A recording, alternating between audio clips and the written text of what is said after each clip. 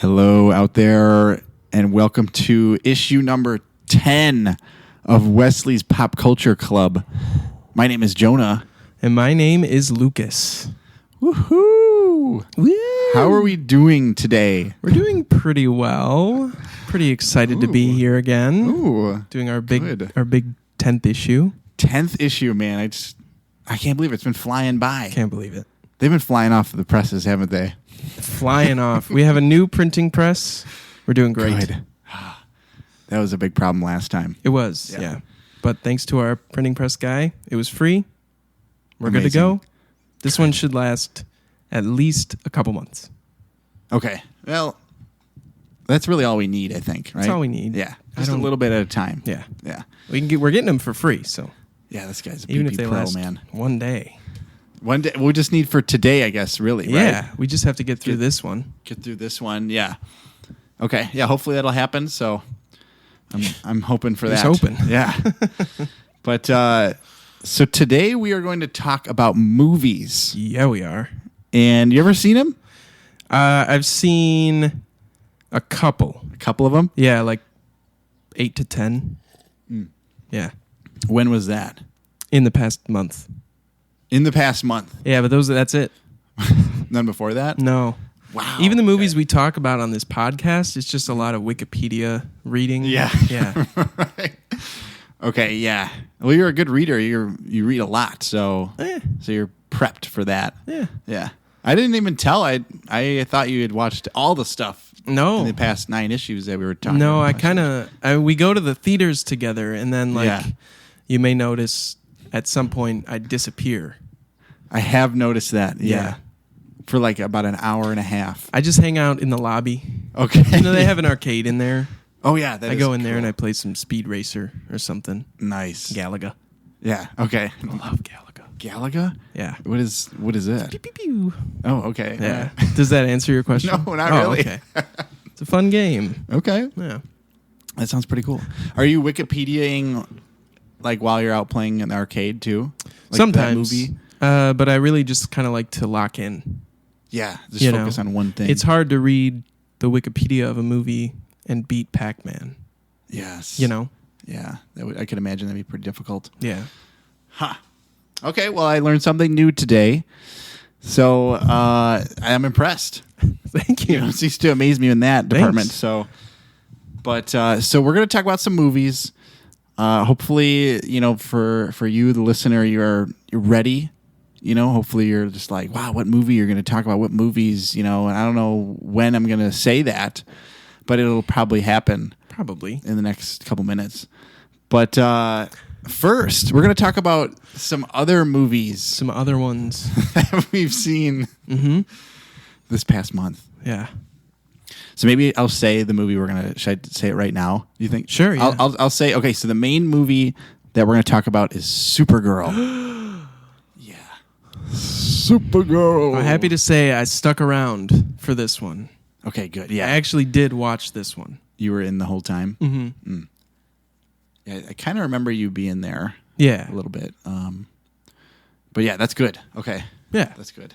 So I've got maybe my knowledge of this one will appear to be more extensive because I actually saw it. You're right.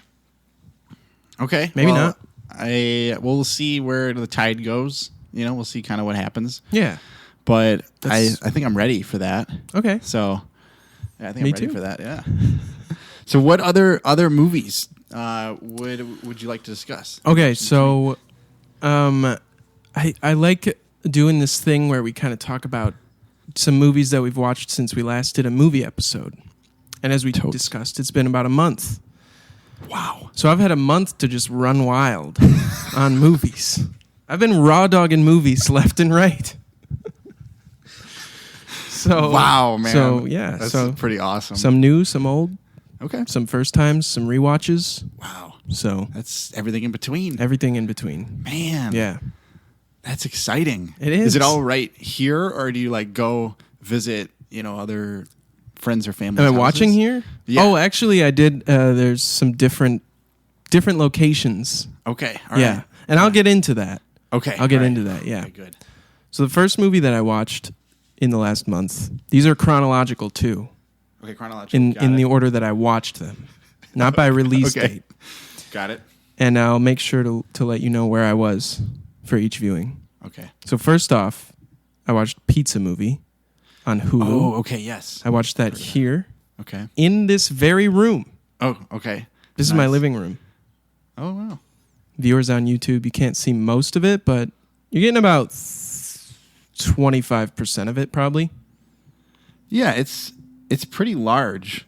Well, we talked about... No, we have. It's 1,000 years wide. Oh, yeah, we have. So... I forgot that we did, yeah. It's like... I say 25% because this is like most of it. The rest of it's just like you can't even... It's 25% of what you'd be able to see with the naked eye. Got it. If you were to look out. Like in space, right? Because what is the human... You can see like 2 miles or something? I'm not sure. That seems like a lot. It does seem like a lot, Seems like pretty far. I don't know. Yeah. Maybe I'm wrong. If you're nearsighted, you're not going to be able to see that far. Oh, no, God, yeah, no. Like a couple inches. Yeah, wait. Is nearsighted... Doesn't that mean you have trouble seeing things that are closer to you? No. It means you can see things that are closer better. Okay. Exactly, yep. Okay. I have no eye problem. My eyes are great, so I don't know anything about it.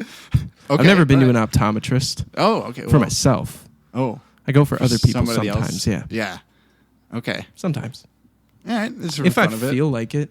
Yeah, it's a cool place to go to. I've been to it once, so. The optometrists are funny. So Pizza Movie was pretty good. Okay. It's a nice, it's just a goofy comedy movie, kind of like a modern day, like, feels like a classic stoner movie, just updated to today.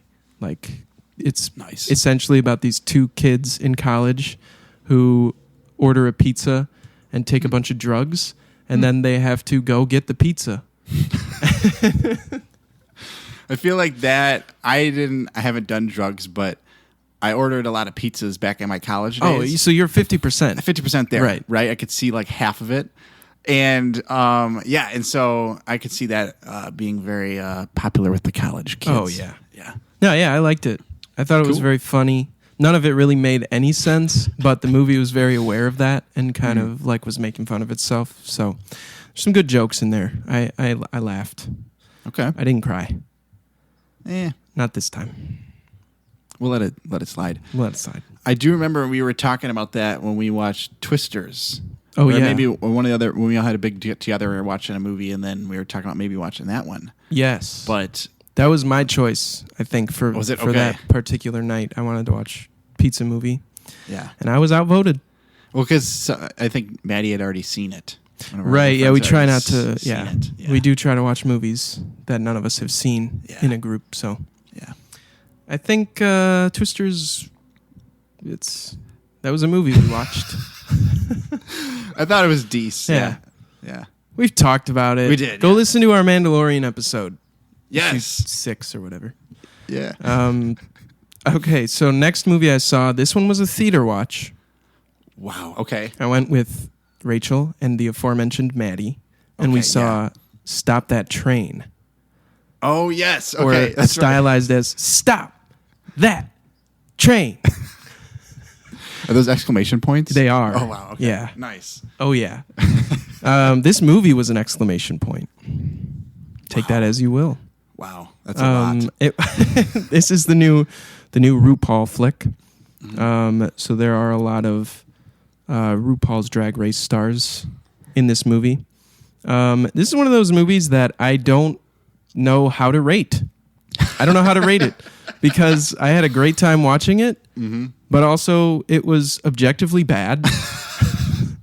But it was a great time. It was way more slapsticky than I expected it to be. Like going in, like it kind of reminded me of like those, like Airplane and the Naked Gun. Oh yeah, kind of things where it was just like wordplay and like prop gags and like funny physical comedy and like recurring bits and stuff. Totes. So I really enjoyed it for that. I will say they definitely used like Gen AI for some of the backgrounds and stuff. Not a huge fan of that. So that's surprising to me. Yeah. And then I guess the director was kind of back and forth on admitting it. So really? Yeah. Like that's surprising. When the movie was coming out, I think they said like we didn't use it, and then people were like, you definitely use it, and then they were like, yeah, we did, and then they went back to saying no, we didn't. So it's been an interesting roller coaster, as was the movie. Who directed that movie? The director of... I'm quizzing you right now. I don't know it. I'm looking it up. The director of Stop That Train is Adam Shankman. Okay, I've not heard of him. Okay, yeah. I want to ask, what's the plot? So essentially, there are these two women, and they are like train hostesses, kind of like they're like bringing people snacks and stuff. Oh yeah, and they get fired from their job at I don't know if this is right, but in my mind it's like Stank Railway or something. And so they get let go, and then they take outfits for this rival railway, and they get on this other train pretending to be employees of Glamazonian Railway. And essentially, the train is running into a Stormaganza, which is just like a world ender of a storm. Okay. It's a huge storm. And they are going through this storm, and then they find out that there's no way to stop the train. Something happened with the conductor, who was played by Chris Parnell. He was really funny. Oh, I like him. Yeah. And then they have to find a way to stop that train. Oh, my gosh. Yeah. That is quite a setup right there. And RuPaul is the president. Nice. Yeah. It was good. I enjoyed myself. I had a good time. But yeah, pretty dumb. Just overall, but I love dumb stuff. Yeah, so, you do. Yeah, you do. Kind of what I was expecting, I'll say. Next up, I rewatched Superman from last year. Nice. In preparation for our movie today. Okay. Love that movie. It's a great flick, man. We've talked about it in the past. We have. That was back in our giant size issue. Our first issue. Number 1. Go check it out if you got 3 hours. Which I know you do. Bit, yeah, you do. Yeah. The Superman bit's probably like 5-10 minutes. So go find that. Yeah, probably. And then I went to, and that was a home watch. Superman was at home. Totes. And then I went to a drive-in movie theater. Yes. You ever hear of these? I have heard of them. You pull in them. with your car. Right. You said you have. I have. Oh, yeah. okay. Yeah. Well, never mind. And I saw Toy Story 5. Yes, that's right. That's right. And I'd say I caught about 85% of it. What? Yeah, why is that? Drive-ins are just kind of crazy. Yeah, they're really crazy. We weren't like exactly centered, like in the lot. We were kind of off to the side, and there's an intersection over here, like off to the right. So it was like the screen and then a traffic light right in my face for the whole movie. And also, when the movie was starting, the sun was not quite fully set. Yeah. And so there's a few dark scenes right off the bat, and there was just no way. Oh, okay. Yeah, you couldn't. There was no way I was going to be able to tell what was going on there. And there's a lot of, the movie deals like pretty heavily with technology, and there's some text messaging going on. Okay. I gave up trying to read them. I gave up trying to read the text messages. Dang it. But, it's Toy Story. It's not the most high concept thing in the world. So I pulled it together in the end. Okay. I got it. Sure. I thought it was decent. Okay. The 85% that I'm sure I saw. Yeah. Yeah. But I do feel like I owe it another viewing in the proper setting. I think that it is expecting that of you. Yeah. So that would be good. Yeah.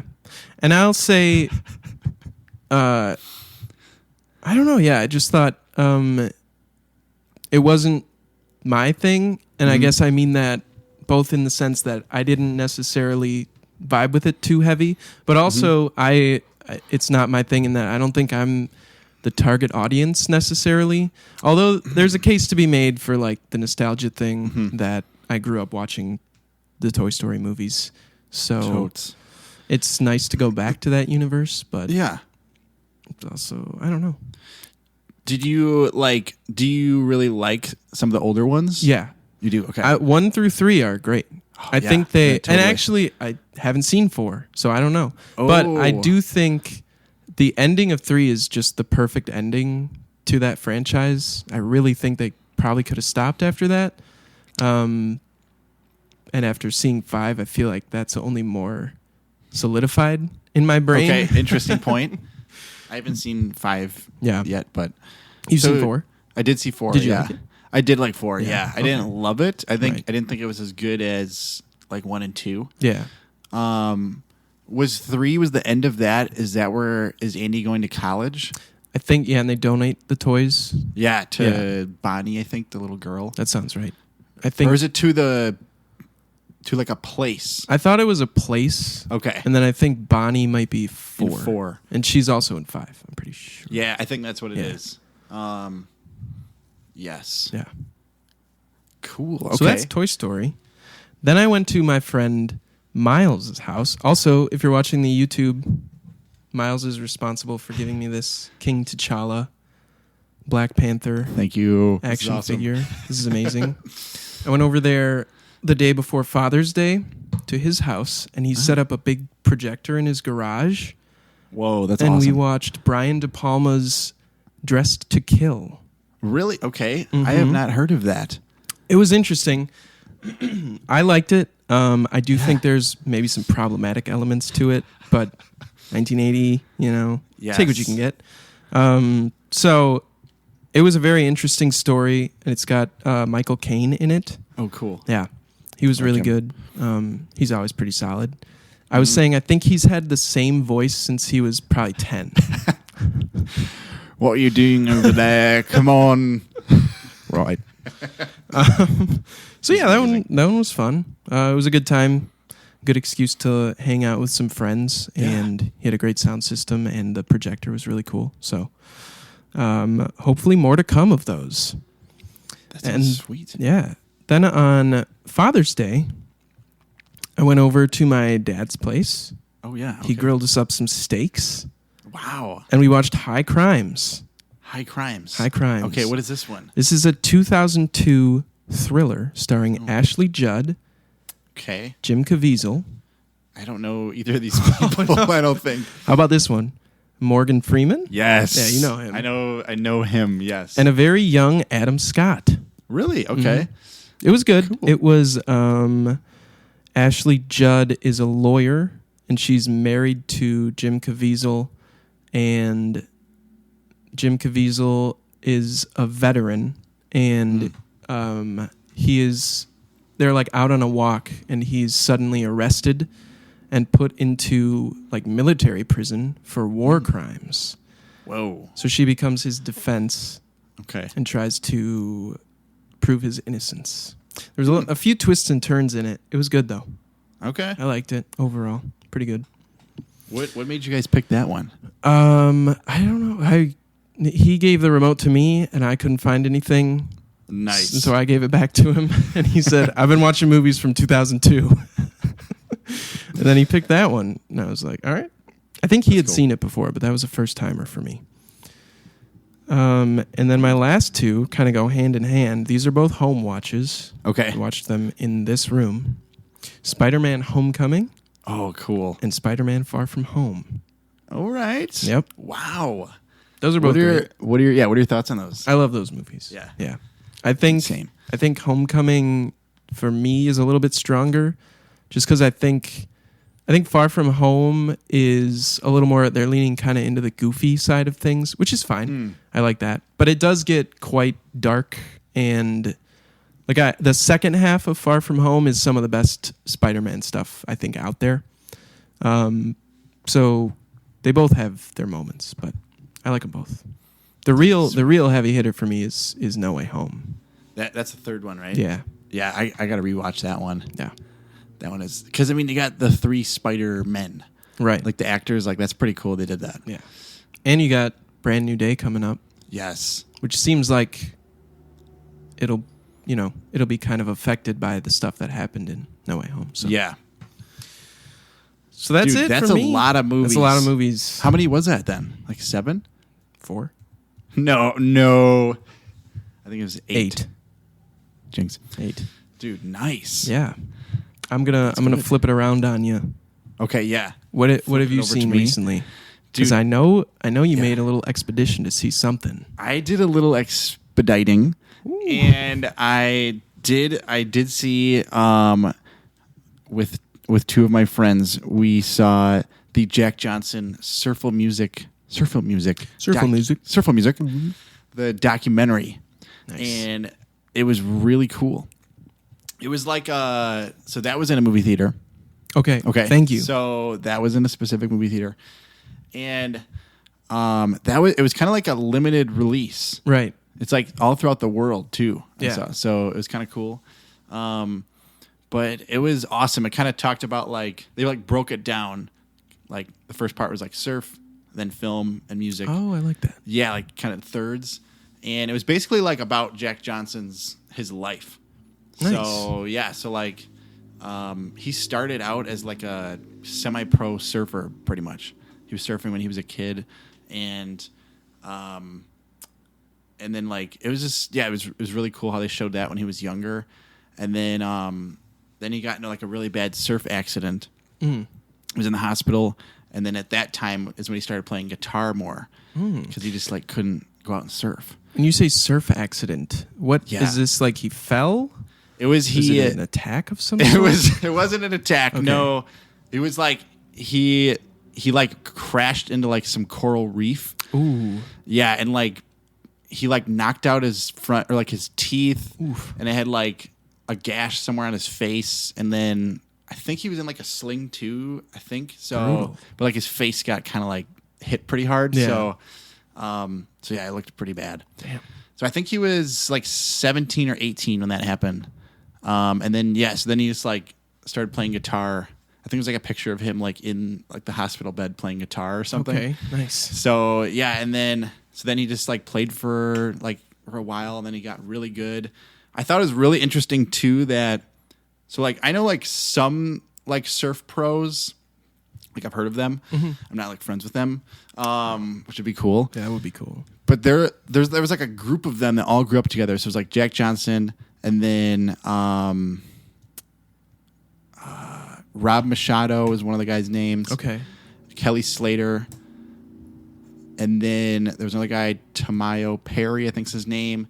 And then there was a younger guy, what is it? John Florence. Okay. And he is, I think he's around our age, maybe a little older, because I believe he was in the last Olympics representing the U.S. Yes. Damn. So all those dudes, maybe besides Tamayo Perry, because he passed away, but were world class surfers. And I thought it was really interesting that they were a group of friends. So they would kind of play music and just hang out. But it's funny to see how because I think Kelly Slater was a 10-time world champion or something crazy. Jeez. Yeah. So, but then there's all this footage. We've done 10 of these. Just saying. Yeah. we're getting there, right? If all of them times are world champion episodes or issues, we could be in the same conversation. We're now 10-time champs. Who decides that? Is somebody gonna me let us know? Oh, you're gonna. Yeah. Okay. So you think we've done it? Yeah. Nice, man. We've done it. Sweet. I'm Judge, Judy, and executioner. Wow. Yeah. That's a lot to handle. Wow. You don't really look like her though. Who? Judge Judy. Who's that? You know who that is? You don't know who that is? No. Oh man. I thought you were her. No. Okay. No, I'm me. That's a different lady then. Must be. Yeah. Okay. You thinking of Ashley Judd? No, I don't know who that is. Oh, okay. But yeah, no, it was really good, and they did a lot of filming throughout this whole time. Nice. And it was just an awesome documentary. It talked a lot about the creative process and just making things, and so I really enjoyed that. It was fun. Very nice. Yeah. I love those things when it's a documentary, someone puts out a documentary and they are kind of saying, I'm pretty famous now, and I just so happen to have been filming all of this stuff that happened to me. Yes. You know, and now it's a huge, or a movie or something like that. I think that's interesting. Like the Val Kilmer documentary, like he would just, when he was young, and probably into older too, but he just recorded everything and eventually had enough to make a whole documentary out of it. Huh. It's pretty cool. That is sweet. Yeah. Yeah, to be able to revisit that, that's pretty cool. Yeah. If you want to hear our thoughts on the music of Surf Film Music, go check out issue number 8. Yes, man. Because we talked about it. We did. We talked about it. We talked about it a little bit ago. So it was cool. It was cool to see those songs in there too. Yeah. And they kind of like talked about them more. Like the one I think I was talking with you. There's a song called Greenboard, and in the documentary, it was like this actual board that different pros and different people would just take turns using. Oh. And then he would like Jack would like film it, and like you could see how differently everybody wrote it. And so it was like a shared thing that they wanted to like document. And it's kind of like, it was like a notoriously kind of like crappy board. Like it was just really like poor quality. But then they like, so that was like 20 years ago or 30 years ago. And then they, in the documentary, they like refurbished it with like the original designer, the original dude. So it was kind of cool. That is cool. But yeah. Hell yeah. Nice, man. All right. Now you're caught up. If you're listening to our side movies that we saw. Yeah. Now we're going to get to the meat and potatoes of this issue. The taters. And we are talking about, as Jonah mentioned earlier, Supergirl.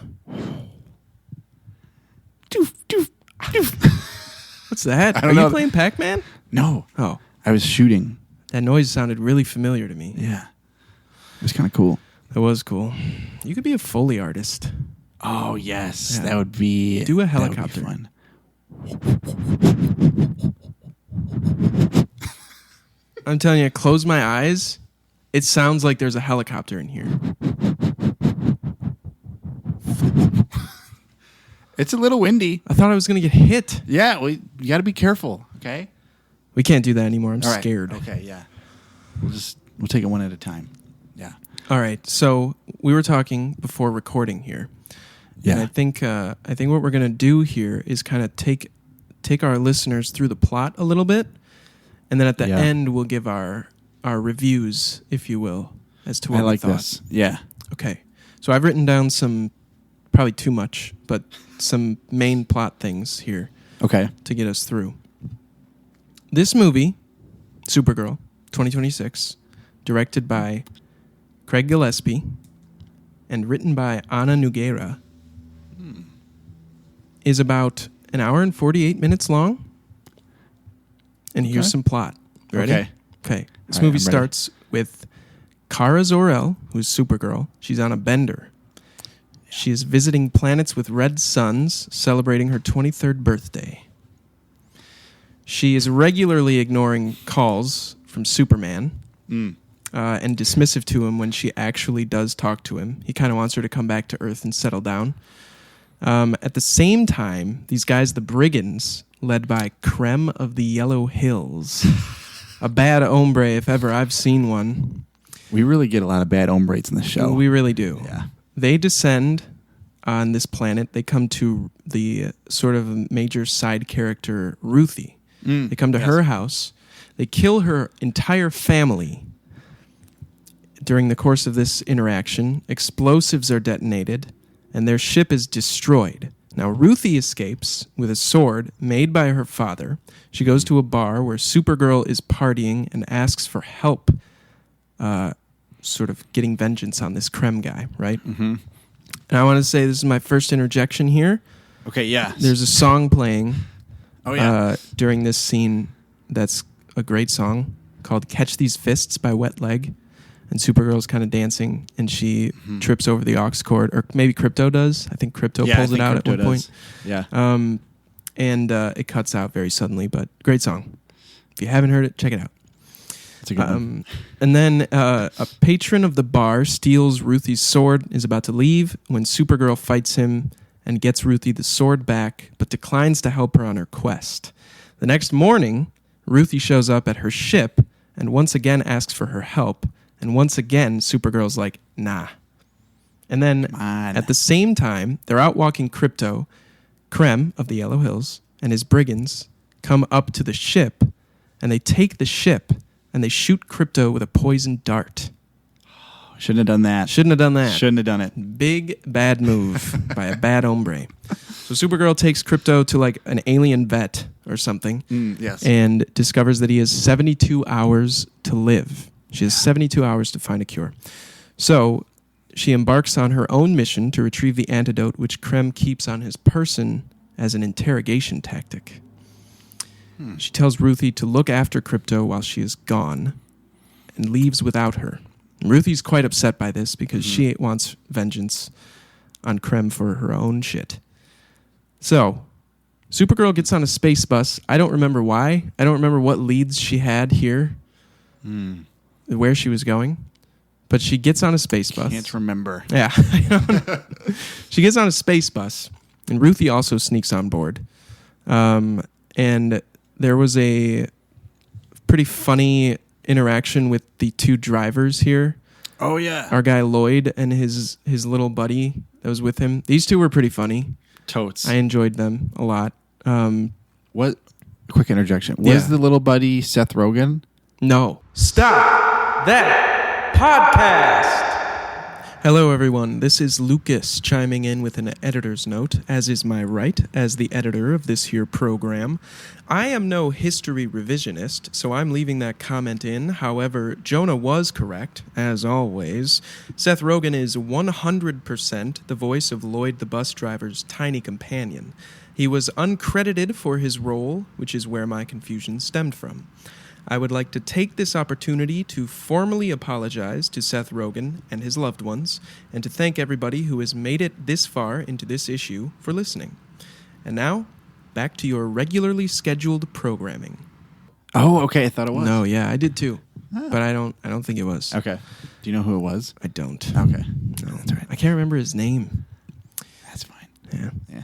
Then, after a brief skirmish with some space pirates, Supergirl is forcefully ejected from the bus and floats through space long enough to be touched by light from a yellow sun, which revitalizes her and gives her powers back. Yes. So basically, she comes back to the ship and she fucks up these space pirates. Yeah, which is awesome. Yeah. Pretty cool. And interrogates them to learn Krem's whereabouts. They tell her that he is on the planet Bilky, which you said is named after... It's named after the artist who did Supergirl Woman of Tomorrow. Right. Which is kind of like a run that sounds like it's kind of inspired the movie. Sort of a template kind of thing. Yeah, that it's they like a use. template. Okay. Cool. That was a nice little Easter egg. That was, yeah. So Supergirl and Ruthie go to this planet Bilky. They head into a bar, and they learn that young women on this planet are being forced into marriage with the brigands. Supergirl gets into a fight with pretty much everybody inside this bar.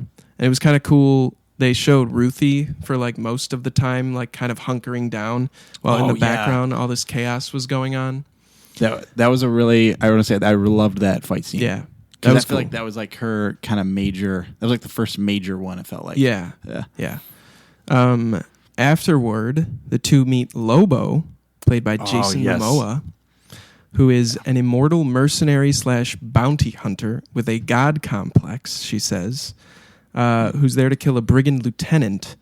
Ruthie and Supergirl talk with the owners of the bar, Bomar and Merrick, who offer to take them in while they wait for a friend who has information on where to find the brigands.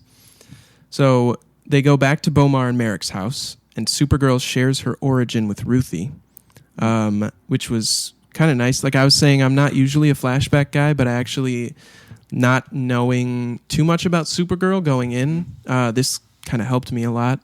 So you find out that Supergirl is the daughter of Zor-El, who is Jor-El's brother, Jor-El being Kal-El, Clark Kent's father from Krypton, and her mother is Allura. And during the destruction of Krypton, Zor-El activates this force field, which cuts off the city of Argo from the rest of the planet and kind of sends it off on its own. 8 years later, Kara is born, and eventually it's discovered that the force field used to separate the city released a bunch of kryptonite into the air, which is now slowly killing the residents. Very unfortunate. Her mother dies of kryptonite poisoning, and Zor-El replicates his brother's plans for the escape pod that was used to send Clark Kent, Kal-El, to Earth. He puts Kara and Krypto in the escape pod, and they land near the Fortress of Solitude, where they are met by Clark. This was a pretty funny scene. Yes, that scene was awesome. Yeah, I enjoyed this scene. He's like talking to her. She doesn't speak English at all. And then he starts talking louder, and he's like, "Why am I talking louder? You don't know what I'm saying." This was pretty good. And then after that, there is a scene of her in an apartment in Metropolis being overwhelmed by the noise of the city. And I think she says, like, "How can this be home?" or something like that. So not fitting in very well. Yeah. And now we kind of understand, after the flashback, what some of her baggage is and why she maybe acts out the way she does. Back in present day, she goes to ask her hosts about their friend, and they poison her ass. That was very much a twist for me. Twist. Yeah. Yeah. I was like, wow. Twisted twist. They poison her, and they reveal that they're planning to exchange her and Ruthie for their daughter, who is a victim of trafficking by the brigands. So as the brigands arrive, Supergirl drinks a ton of milk and vomits way too much to get the poison out of her system. There's a lot of vomiting, like this whole front half of the movie. Yeah, a lot of vomiting. Like more than you would probably think, maybe none going in. Yes, I did not expect that. It's a lot more than that. Yes. So then a fight breaks out sort of in this town. And Lobo is there, who's seizing the opportunity to kill the man that he's there to kill. Supergirl, during the fight, prevents Ruthie from killing Krem, and because of this, he kills both Bomar, Merrick, and their daughter, Sarna, before escaping, which is pretty bleak. Yeah. Pretty bleak there. Supergirl, overcome with guilt, decides to go it alone, leaving with some locals and heading to the brigands' location on the planet Barrington. Do you know anything about this name? I don't. No. I do not, yeah. Okay. However, Barrington is both yellow and green sun class planet. So when they drop her off, the green sun is the one currently in the sky, and she pretty much immediately goes down, being weakened by the effects of the green sun. She is then tended to by Ruthie, who, once again, secretly tagged along on board the alien ship. Then Ruthie drags her into this cave, leaves at some point, and is kidnapped by brigands nearby. She's taken to their ship, where she is imprisoned along with Lobo. They had some funny dialogue between the two of them. Yes. Then eventually she manages to escape, and she frees him as well. They get topside on this ship, and Ruthie is about to be killed by Krem when Supergirl shows up, saves the day, as the planet has rotated to such a degree that the yellow sun is now in the sky, giving her powers back again.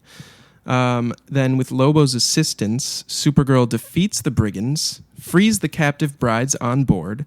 She once again convinces Ruthie not to kill Krem, stating that she will carry him with her forever if she does so, which is a valuable lesson. Yes. Then Ruthie walks away, and Supergirl uses her sword to kill Krem herself. Which that was a little ballsy. A little ballsy, pretty hard. I feel like I've seen that, like, I don't know if you want to call it a trope in other things, but like sending away a more innocent character, being like, don't do this, and then just doing it. You know, I feel like that felt familiar to me, but now I'm struggling to think of an example. Yeah. No, me too. But so then Supergirl recovers the antidote, returns to Krypto, saves him in time. Ruthie and Supergirl finish celebrating her 23rd birthday, and Supergirl returns to Earth, has a reunion with Clark, and affirms that she is there to stay. Oh, yes. No post-credits scene. Yeah, that was surprising. They got to start putting up disclaimers. Yes, that would be nice, because it's like 5 minutes. We sat around for 5 minutes. Yes. We could have been Wikipediaing what happened in the movie during that time. Yes. Yeah. I could have been looking at reviews to figure out how I should feel about this movie.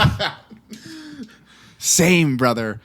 Anyways, like I said, I wrote down too much for the plot, but that's it. That was it. That's Dude. exactly what happened in that movie. No, thank you for that because it helped fill some gaps. Yes. And it was fun to visualize it while you were saying. Now we're more equipped to talk about it. We are more equipped in our tool belts, our podcast tool belts. Yes. That are given to us by certain people that we can't talk about. No. No. I'm going to shut this down If I because do, right? you're getting too close. Okay, all right, good. Okay. But Jonah, I got to ask. Yes. What did you think of this movie? So I thought it was pretty good. Okay. I did not love this. Sure. Like, oh my gosh, I love this. That was not my reaction. I've seen your reaction when that's the case. This was not that. It was not that. It was not that. It was not the same. Look, let me reason with you here. Let me Sure. just be straight with you. Rib. So, you know what I'm saying? So, I like when... So, I'm thankful to get a Supergirl or that universe-themed type of movie. Right. Because that's just fun. It's kind of like with Captain America last year. I love that character. I'm happy we got one. Right. So this kind of was like that. It wasn't like an amazing story to me. Yeah. So I would say at a broad view, that's kind of how I felt. And then a couple other things. I think what worked for this for me was she struggled a lot in that first half of the movie. Like we were saying, she's kind of partying a lot and is putting off her kind of true self. And by the end, it's cool because she realizes that and she's coming home and is has a cool arc. So I think that I'm here for that for any piece of media I consume. Sure. And I thought there were some great music choices, like you talked about Wet Leg. Yeah. There were some other ones. I did not look up the bands and stuff, but a lot of good female artists, kind of punk. Mm-hmm. So definitely some kind of feminist vibes, which I really liked because last summer we got Superman the movie, and now we got Supergirl, and I think that is cool. I want to see more women leads in a huge superhero movie is really cool. Yeah. And then, I think Lobo for me. Oh yeah, we talked about this. Was my favorite part of the movie. His costume is incredible. He's got these red contact lenses in, and sometimes they kind of get brighter. And he looks so cool. He's really funny. Every time he's on screen, I'm just let's go. It's just getting pumped. I did not know a lot about him. I really like Scotty Young. He's a comic book artist and writer, and he's currently writing the Lobo series, right? And which I just picked up number 1. Nice. Yeah, because of the movie. But that was my first introduction to the character. Maybe I saw him on one other comic book, but not on screen. So I think he's really cool. Their duo kind of aspect is really cool because they're very opposite. So Lobo was cool, and then I think also having Clark in there was cool as well. That was I think they kind of guided the story, kind of held the glue a little bit when it was sometimes kind of falling apart. But it's cool to see him being the family and then them coming together at the end. Yeah. So, but those are my general thoughts. Okay. How about you? Yeah, I didn't love this movie as well. I thought it was kind of meh, to be honest. Yeah. I think for positives, like you said, I think the strong female lead is great. I think Millie Alcock did a great job. Also loved Jason Momoa as Lobo. Crypto is adorable, obviously. Oh, yeah. Yes. And like I said before, some of the comedy, between the bus driver and his buddy, or Clark showing up every once in a while, I think that was cool. I felt like every time Superman was on screen, I was that Leonardo DiCaprio meme where he's got like the beer and the cigarette and he's pointing at the TV like. Yeah, I don't think I've seen this. But I can picture it though. Yeah, you gotta get on that one. But yeah, it's like, hey, we know that guy. Negatives. I don't really feel like I was super attached to anybody in this movie, except Crypto, obviously. That guy was cute as hell. Yeah. I mean, I think certainly I feel some sort of sympathy towards Ruthie's plight, you know, and the more they got into Supergirl's thing, like her origin, the more I became like understanding of why she was the way that she was.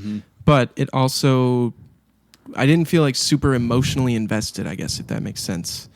Aside from that, there's a lot of action, but I feel like it very rarely like popped off, if that makes sense. Like, I did think that bar scene was cool, because it was kind of like unfolded unconventionally, where you're focused on Ruthie and all this shit's going on in the background. That was cool. And some of the stuff at the end was pretty cool, when it got more sort of Mad Maxy with all of the motorcycles and that stuff. We got to talk about it. Intergalactic sex trafficking. I told you this after the movie. Not fun. Not fun at all. Not fun. And I get it. I know, like you were talking about, this movie does kind of takes the sort of that feminist lens. And I will say it was very satisfying to see her beat the shit out of all these people at the end. It was great. Yeah. I just don't know if Supergirl is the movie for intergalactic sex trafficking. I don't know. It feels sort of like tonally at odds with her like attitude, I guess, and she kind of has this devil may care thing going on.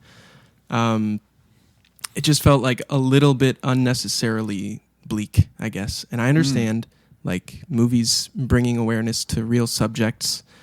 Sure. I think that's great and important. But I do feel sort of like it's to this movie's detriment. I don't know if it... Interesting. I don't know. Then my last complaint about this movie, and then I'll get down off of my soapbox here.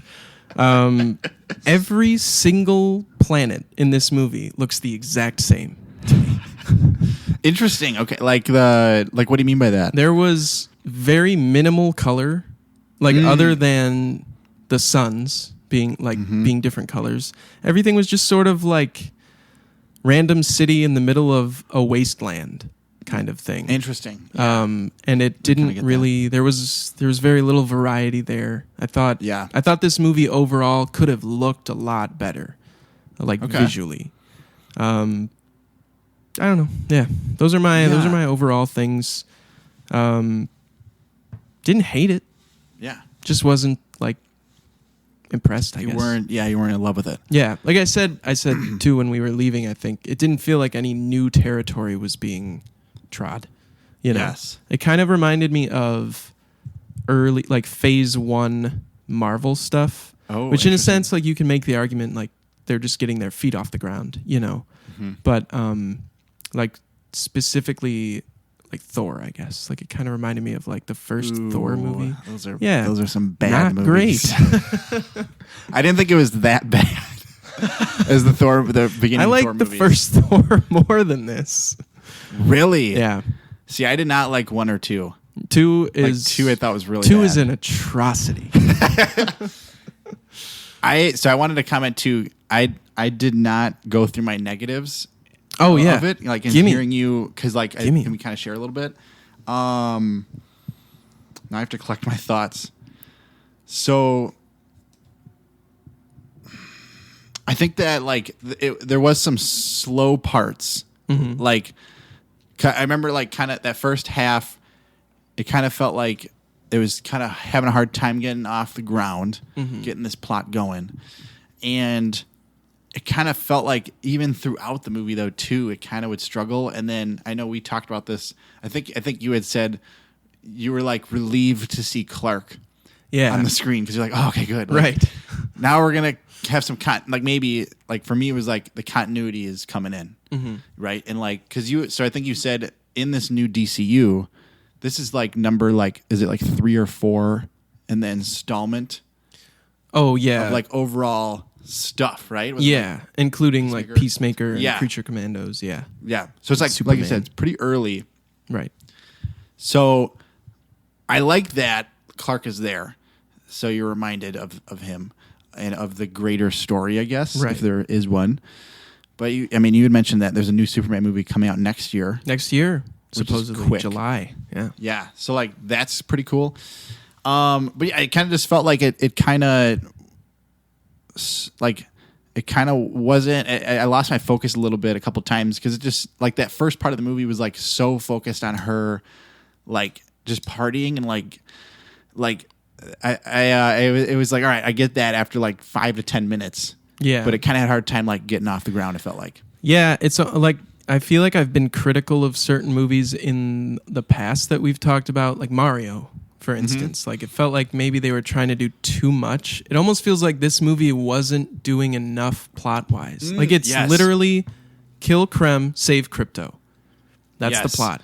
It is it is quite simple. So I think it kind of gets like, I hear you, like it. There were definitely certain parts where I was kind of checking out mentally a little bit. Yeah. But yeah, so anyways. No, yeah, I think that's kind of like my main one. Like the other part with, like I was kind of looking because I had known that this movie was somewhat based on that comic that like I was mentioning before, which is one I want to read. It's supposed to be awesome. But I think I was kind of hoping Clark wouldn't have been in this. I'm not gonna lie, I was very happy to see David Corenswet's name at the beginning. Right. Like that he was gonna be in it. I was like, oh sweet. But like I want to just see her be completely on her own, and like I want to know because I didn't know a lot about that character anyways coming in. And then I guess like part of it too at the end where she kills Krem.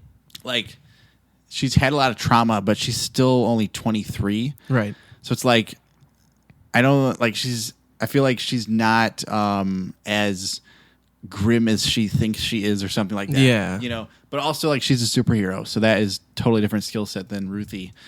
But that was like I was kind of surprised they did that. I thought like that was kind of cool that they did that because it was a twist. Yeah. But I don't know. It was like I guess kind of a little odd. Again, but. yeah, it's like it is satisfying that this guy's dead. Like it's a net positive for the world, the universe. But it does feel like it feels somewhat out of character, I guess, or I don't know, just kind of like I said, like tonally separate from the rest of what's going on. I don't know. I was kind of surprised because Superman was so high quality. And then like from what I've been hearing about like Peacemaker and like also just stuff that anything James Gunn has done, I've really enjoyed. Yeah. And so I feel like this, even though like I don't think James Gunn was really involved with this one that much. I'm sure he executive produced it. Yeah, maybe like that. Yeah. You know, but like I thought this one like wasn't quite as cool to me. Yeah. But yeah. I hear you. I think that's it for me. Yeah, But same here. Cool. Well, all right. Well, that's Supergirl, huh? We got it. That's it. It is out right now. It is out. So, And I have this film. I have one more thing. This film is projected currently to lose the studio $85 to $125 million. really? Yeah. Wow, that's like a tank then. Yeah, Oh wow. it's really not doing well. That kind of sucks, man. We did our part. Yeah. We went and saw it. Yeah, we got to check it out. That's like a lot of money. But maybe not a lot to the studio. Like, I wonder what the budget was. I think it was something like 170 million. That's that's pretty close to that. Most of half or more of the budget, I think. Wow. Oh, wow. That's like Not really great. bad then. Yeah, not great. Yeah. What are you going to do? I don't know, man. It's showbiz, baby. It's mostly out of your control. Exactly. Yeah. Yeah, I always wonder what goes into that. Like, do people just decide based on a trailer, I don't want to see this? Or do they wait for like the first word to come out and then they decide, oh, this isn't good, I'm not going to go see it? So that's an interesting question. What do you do in that situation? I'm going to posit this to you. Well, I went and saw it. Well, honestly, I went in with pretty low expectations too. You did tell me that, yeah. And I went and saw it despite that. So I guess usually I vibe things out based on a trailer. Okay, all right. Yeah. Cool. I can kind of tell if they're giving too much away in a trailer, it feels like they don't believe in the thing that they're selling to me, you know. When a trailer's like more mysterious, I feel like I'm more likely to go see that movie. Mm-hmm. But I usually do try to avoid like reviews until I've watched the thing. Yes, yeah, me too. So I guess for me it would be more of a trailer based thing. What like if there's one coming out in the future, a movie coming out in the future, what makes you want to see it?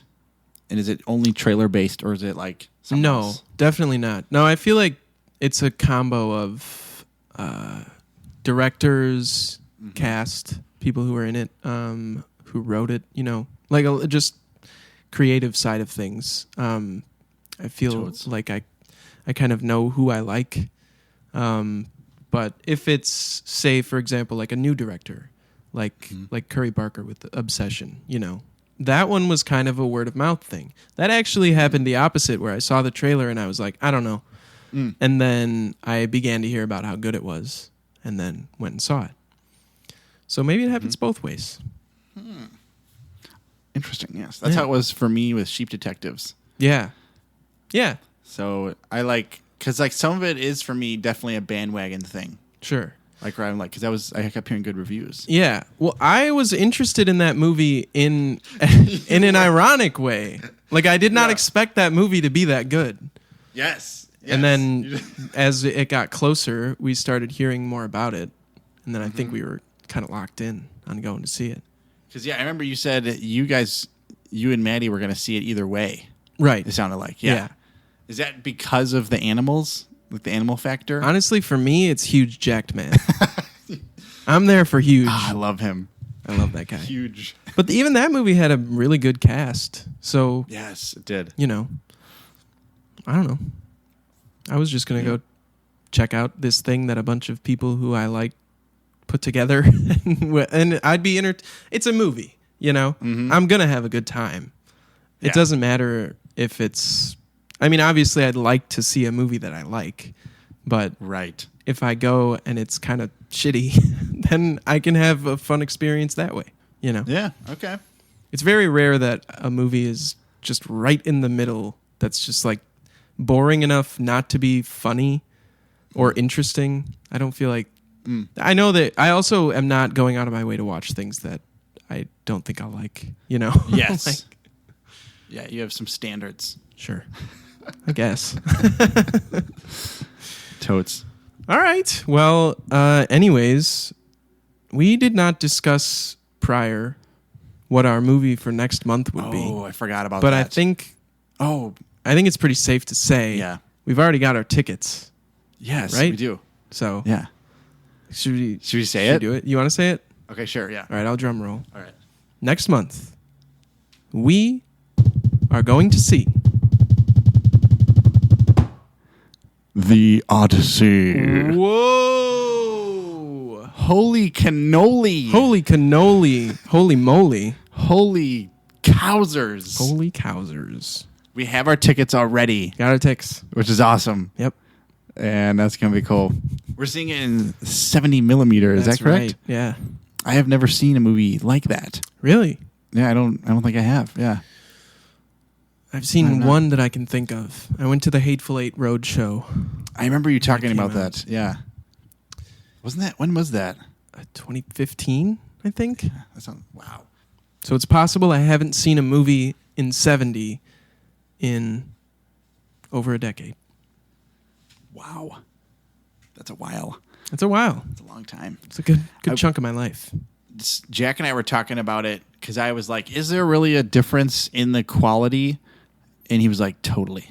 Yeah. What are your thoughts on that question? Yes. There is. Yeah. Does it look like more like grainy or like, does it look very different? I think, to be honest, I don't know. I just go, and I think it's something with the screen too. Like I know with IMAX, like the screen is huge. They change the aspect ratios and stuff. Oh yeah. Okay. And I'm sure there's a sound aspect to it too. I just expect this thing to be fucking huge and look great. Nice. And sound great, hopefully. So it's not going to be IMAX, but it's a bigger screen though? I think so. Okay. That's kind of what I was getting. Because what are most reels? Are they 35? I don't know, actually. Yeah. I don't know. Not 100% sure. I think it's just bigger. Yeah, I think that sounds right. So that'll be cool. Okay. It's like a huge screen. It better be. And everything's just really zoomed in. Yeah. Like this one time, me and my friend Ben, we saw Knives Out. Mm. We were in the very front row because it was like literally a full theater, and like we were just like, oh yeah, and it was so hard to see. I had one of those at a Harry Potter movie. I think it was the Deathly Hallows Part 1. Yeah. We in IMAX. Yeah, we went to see it, and I was probably in the first or second row, and it was like for like days, my neck was like, oh. Dang you, Harry Potter. All right. Well, I think we're wrapping it up. I think we've wrapped it. I've said everything I need to say. Yeah. Probably ever.